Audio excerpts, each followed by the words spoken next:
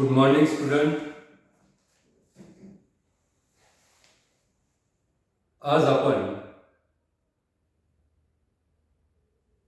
संतुलनाचे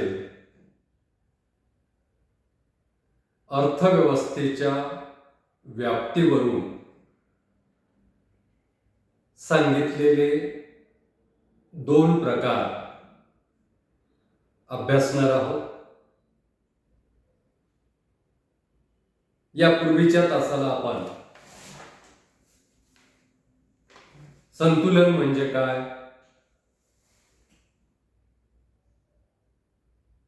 संतुलनाचे महत्त्व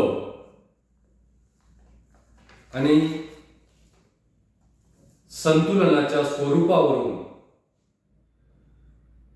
संतुलनाचे 3 प्रकार पाहिले. त्यामध्ये स्थायी संतुलन, अस्थायी संतुलन आणि तटस्थ संतुलन. आणि त्यानंतर आपण स्थैतिक आणि गतिशील या अटीवरून संतुलनाचे 2 प्रकार पाहिले. स्थैतिक संतुलन आणि गतिशील संतुलन. हे संतुलनाचे 2 प्रकार अर्थव्यवस्थेच्या संदर्भात सांगितले जातात. स्थैतिक संतुलन हे स्थितिशील अर्थव्यवस्थेच्या संदर्भात सांगितले जाते आणि गतिशील संतुलन हे गतिशील अर्थव्यवस्थेच्या संदर्भात सांगितले जाते. अशा प्रकारे या पूर्वीच्या तासांमध्ये आपण संतुलनाच्या स्वरूपावरून 3 प्रकार पाहिले आणि स्थैतिक व गतिशीलतेच्या अटीवरून संतुलनाचे आपण 2 प्रकार पाहिले. आज आपण अर्थव्यवस्थेच्या व्याप्तीवरून संतुलनाचे प्रकार अभ्यासणार आहोत. ते प्रकार आहेत आंशिक संतुलन आणि सामान्य संतुलन. आंशिक संतुलन आणि सामान्य संतुलन म्हणजे अर्थव्यवस्थेच्या व्याप्तीवरून संतुलनाचे 2 प्रकार सांगितले जातात. पार्शल इक्विलिब्रियम आणि जनरल इक्विलिब्रियम. पार्शल इक्विलिब्रियम आणि जनरल इक्विलिब्रियम. कारण हे 2 संतुलनाचे प्रकार हे आर्थिक विश्लेषणाच्या सुविधेसाठी करण्यात आले. अर्थशास्त्रीय जे आपल्याला विश्लेषण करायचं असते ते विश्लेषण करीत असताना 2 प्रकारचं विश्लेषण होत असते. एक विशिष्ट आर्थिक घटकाच्या संदर्भातील विश्लेषण आणि दुसरं समग्र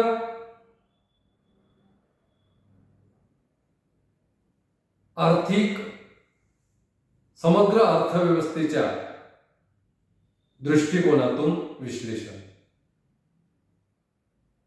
म्हणजे एक विश्लेषण विशिष्ट एककासाठी असतं तर एक विश्लेषण हे अर्थव्यवस्थेतील संपूर्ण घटकांच्या संदर्भात असतात.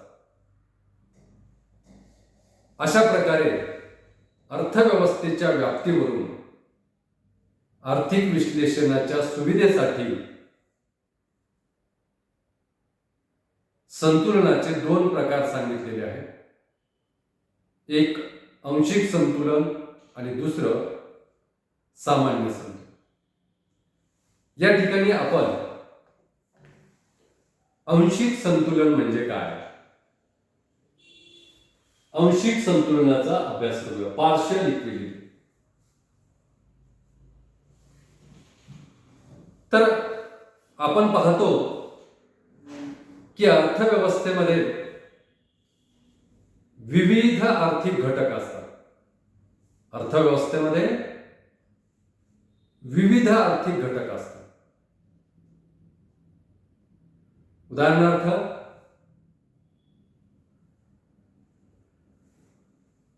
त्या ठिकाणी भांडवल असेल, व्याजदर असेल, मागणी असेल, पुरवठा असेल, उत्पादन असेल, रोजगार असेल, असे विविध आर्थिक घटक असतात. किंमत असेल, पुरवठा असेल, तर हे विविध आर्थिक घटक असतात. उत्पादनाचे घटक असतील. हे सर्व विविध आर्थिक घटक जे आहेत, या आर्थिक घटकाच्या माध्यमातून अर्थव्यवस्थेमध्ये सतत उत्पादन प्रक्रिया सुरू असते. म्हणजे उत्पादन सुरू असते, झालेल्या उत्पादनाचं वितरण होत असते आणि उत्पादनाचं वितरण झाल्यानंतर उपभोग घेतला जातो. म्हणजे विविध आर्थिक घटक अर्थव्यवस्थेमध्ये कार्यान्वित असतात आणि त्यामधून उत्पादन, वितरण आणि उपभोग ह्या क्रिया सतत चालू असतात, सातत्याने चालू असतात, अखंडितपणे चालू असतात. आणि ह्या क्रिया परस्पराशी निगडीत असतात.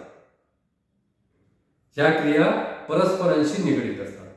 आता परस्परांशी निगडीत असतात म्हणजे उत्पादनावर वितरण अवलंबून आहे, वितरणावर उपभोग अवलंबून आहे. उत्पादन झालं तर त्या ठिकाणी वस्तूला मागणी येईल, मागणी आली तर उपभोग घेतला जाईल, त्यासाठी वितरण करावं लागते. अशा पद्धतीनं उत्पादन, वितरण व उपभोग ह्या क्रिया अर्थव्यवस्थेमध्ये सतत चालू असतात, अखंडितपणे त्या क्रिया चालू असतात. आणि ह्या क्रियांचा परस्पराशी संबंध असतो. आणि या प्रत्येक क्रियांचा, प्रत्येक आर्थिक क्रियांचा प्रभाव अर्थव्यवस्थेवर पडत असतो. एका आर्थिक क्रियेचा प्रभाव दुसऱ्या आर्थिक क्रियेवर पडत असतो. म्हणजे त्यांच्या आंतरक्रिया सुद्धा चालू असतात. एका आर्थिक क्रियेचा दुसऱ्या आर्थिक क्रियेवर प्रभाव पडतो. म्हणजेच ह्या आर्थिक क्रिया चालू असताना त्यांच्या आंतरक्रिया सुद्धा चालू असतात. आणि ह्या आंतरक्रियांचा किंवा एका घटकाचा दुसऱ्या घटकावर होणारा प्रभाव वगळून एका विशिष्ट आर्थिक क्रियेचा अभ्यास या आंशिक संतुलनामध्ये केला जातो. आणि सर्व घटकांचा त्या ठिकाणी एकत्रित अभ्यास, सर्व आर्थिक घटकांचा एकमेकावर प्रभाव पडत असतो आणि तो प्रभाव वगळून आपण विशिष्ट घटकाचा अभ्यास करतो. तर त्या ठिकाणी वस्तुनिष्ठ निष्कर्ष येतील किंवा नाही हे आपल्याला सांगता येईल. आणि ह्या सर्व गोष्टी ही वस्तुस्थिती मान्य करून वैयक्तिक आर्थिक घटकांचे विश्लेषण तंत्र काही अर्थशास्त्रज्ञांनी विकसित केले. वैयक्तिक आर्थिक घटकांचं विश्लेषण कसं करावयाचं, वैयक्तिक आर्थिक घटकाच्या संतुलनाचा अभ्यास कसा करावयाचा, याचं तंत्र काही अर्थशास्त्रज्ञांनी विकसित केले. आणि अशा प्रकारे वैयक्तिक अर्थव्यवस्थेतील एकूण घटकांचा अभ्यास न करता विशिष्ट आर्थिक घटकाचा स्वतंत्र अभ्यास करणे आणि तो आर्थिक घटक कसा संतुलनात आहे याचं विश्लेषण म्हणजे आंशिक संतुलन. आणि अर्थव्यवस्थेमध्ये आर्थिक घटकांच्या बलांची संख्या कितीतरी जास्त असते. अर्थव्यवस्थेमध्ये आर्थिक बल, आर्थिक शक्ती निर्माण करणारे अनेक घटक असतात. त्यांची संख्या कितीतरी जास्त आहे. आणि त्या घटकांचा या उत्पादन, वितरण व उपभोग या सतत घडणाऱ्या प्रक्रियेमध्ये मोठ्या प्रमाणावर प्रभाव पडत असतो. म्हणून त्या ठिकाणी आर्थिक घटकांच्या बलांची संख्या कितीतरी जास्त असते. तरी सुद्धा आपल्याला एका आर्थिक घटकाचा प्रभाव कसा आहे, त्याचं संतुलन कसं होते याचा अभ्यास करण्यासाठी त्या ठिकाणी आंशिक संतुलनाचा अभ्यास करावा लागतो. म्हणून आंशिक संतुलनामध्ये इतर परिस्थिती कायम राहते असे गृहीत धरले असते. इतर परिस्थिती कायम असते, त्यामध्ये बदल होत नाही असं गृहीत धरलेलं असते. म्हणजे आंशिक संतुलनाचा मूळ आधार इतर परिस्थिती कायम असते हा आहे. आणि ठराविक काळासाठी इतर घटकांचा प्रभाव या ठिकाणी दुर्लक्षित केला जातो. उदाहरणार्थ एखाद्या वस्तू किंवा सेवेच्या किमतीचा आपल्याला अभ्यास करायचा असेल तर त्या ठिकाणी आपल्याला इतर वस्तूंच्या किंवा सेवांच्या किमती स्थिर राहतात असं गृहीत धरून इतर घटकांचा वास्तवामध्ये जे प्रभाव होतो तो प्रभाव आपल्याला दुर्लक्षित करावा लागतो. आणि त्या माध्यमातून आपण अर्थव्यवस्थेमध्ये अनेक उपभोक्ते असतात. त्या सर्वांची वर्तणूक एका वेळी अभ्यास न करता त्या सर्वांच्या वर्तणुकीचा एका वेळी अभ्यास न करता त्या ठिकाणी एका उपभोक्त्याच्या वर्तणुकीचा अभ्यास आपल्याला आंशिक संतुलनाच्या माध्यमातून करतो. तसेच अर्थव्यवस्थेमध्ये अनेक उद्योग संस्था असतात. त्यापैकी एका उद्योग संस्थेच्या समस्यांचा आपल्याला अभ्यास करता येतो. एका उद्योगाच्या संतुलनाचा आपल्याला अभ्यास करता येतो. यासारख्या स्वरूपाचे विश्लेषण जे असते इतर घटकांचा प्रभाव दुर्लक्षित करून एका विशिष्ट घटकाचा अभ्यास करण्याचं जे विश्लेषण असतं आणि त्या घटकाचं जे संतुलन असतं त्या संतुलनाला आंशिक संतुलन असे मानतात. आणि या संतुलनाचं महत्व सूक्ष्म अर्थशास्त्रामध्ये विशेष महत्व, आंशिक संतुलनाचं सूक्ष्म अर्थशास्त्रामध्ये विशेष महत्व आहे. कारण सूक्ष्म अर्थशास्त्रामध्ये आपण एका कुटुंबाचा अभ्यास करतो, एका उद्योग संस्थेचा अभ्यास करतो, एका उपभोक्त्याच्या संतुलनाचा अभ्यास करतो, एका वस्तूच्या किमतीचा अभ्यास करतो सरासरी उत्पन्नाचा अभ्यास करतो, सरासरी खर्चाचा अभ्यास करतो आणि उत्पादन घटकांच्या किमतीचा आपण त्या ठिकाणी व्यक्तिगत अभ्यास करतो या आंशिक संतुलनाच्या माध्यमातून. म्हणून सूक्ष्म अर्थशास्त्रामध्ये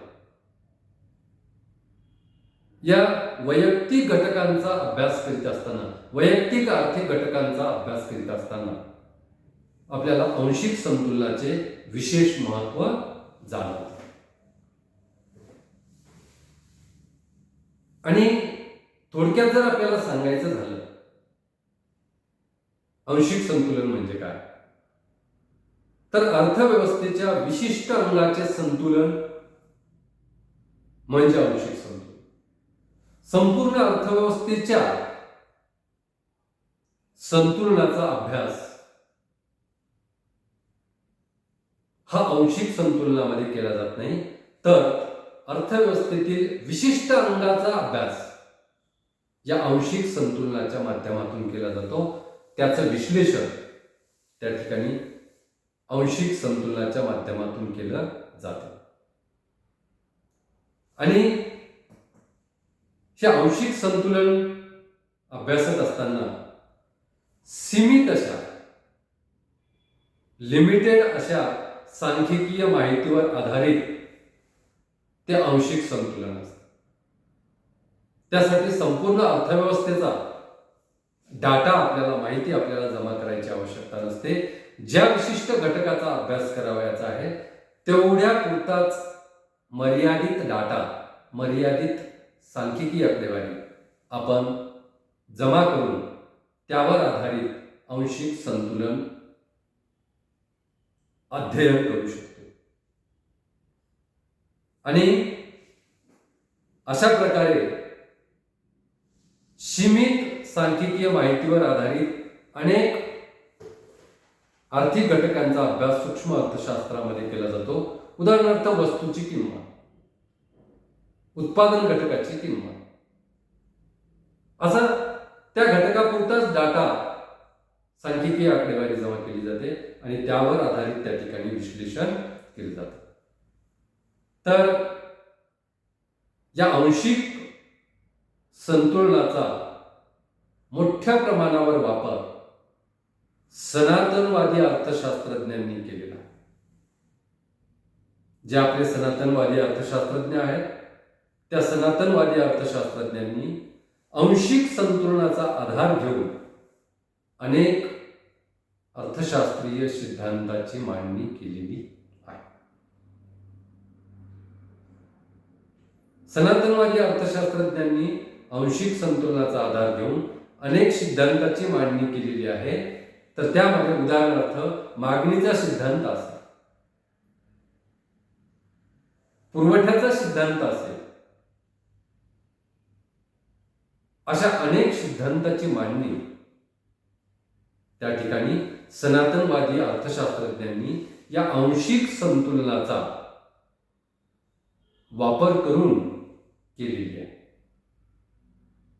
त्यामुळे त्या ठिकाणी अशा आंशिक संतुलनाचा आधार घेऊन अर्थशास्त्रामध्ये सनातनवादी अर्थशास्त्रज्ञांनी अनेक सिद्धांताची रचना केली. आणि त्यामुळे आपल्याला आंशिक संतुलन हे अर्थशास्त्राच्या अभ्यासासाठी अत्यंत उपयुक्त असते. तर थोडक्यात आपण आज अर्थव्यवस्थेच्या व्याप्तीवर आधारित संतुलनाचे जे दोन प्रकार पडतात, आंशिक संतुलन, पार्शियल इक्विलिब्रियम, आणि सामान्य संतुलन म्हणजे जनरल इक्विलिब्रियम, या दोन प्रकारापैकी आंशिक संतुलन या पहिल्या प्रकाराचा आज आपण अभ्यास केलेला आहे. त्यामध्ये आपण आंशिक संतुलन म्हणजे काय, आंशिक संतुलनामध्ये इतर आर्थिक घटकांचा प्रभाव कसा दुर्लक्षित केला जातो आणि एकाच आर्थिक घटकाचा अभ्यास, एकाच आर्थिक घटकाच्या संतुलनाचा, त्या आर्थिक घटकाच्या पर्याप्त उत्पादनाचा किंवा त्या आर्थिक घटकाच्या त्या ठिकाणी वर्तणुकीचा अभ्यास आपण या ठिकाणी कशा पद्धतीने केला जातो आणि अर्थव्यवस्थेमध्ये एखाद्या घटकाचा अभ्यास करण्यासाठी आंशिक संतुलन कसं महत्त्वाचं असते हे आपण या ठिकाणी अभ्यासलेलं आहे. पुढच्या तासाला आपण अर्थव्यवस्थेच्या व्याप्तीवरून जो संतुलनाचा दुसरा प्रकार सांगितला जातो तो म्हणजे सामान्य संतुलन, याचा आपण अभ्यास करूया. या ठिकाणी आपण थांबूया. धन्यवाद.